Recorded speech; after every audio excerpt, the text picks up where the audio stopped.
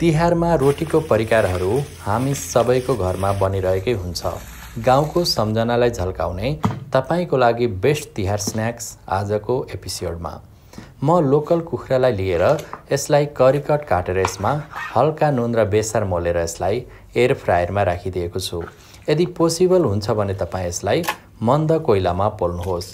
म चाहिँ यो एयर फ्रायरमा रोस्ट भइसकेपछि हल्का स्मोकी फ्लेभर्सको लागि आगोको फ्लेममा एकछिन यसलाई सेकेको छु। हाम्रो चिकन तयार भइसकेको छ। अब चाहिँ हामी केही रातो खुर्सानी र जिरालाई ग्राइन्ड गर्छौं र चिकनमा राखिदिन्छौं। त्यसपछि हामी क्रमशः केही क्लोभ लसुन र हरियो खुर्सानीलाई ठिक्क हुने गरी कुट्छौं र चिकनमा एड गरिदिन्छौं।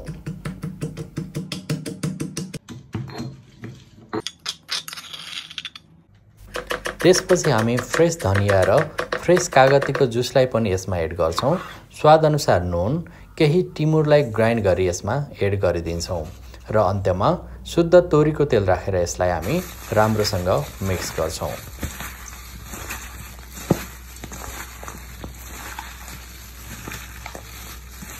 यो पोलेको मोलेको चिकनले पर्वको बेला तपाईलाई तपाईको बचपन र गाउँको सम्झना अवश्य पनि दिनेछ। ग्लोबल किचन टुरको तर्फदेखि सबैलाई शुभ तिहार। धेरै धेरै धन्यवाद।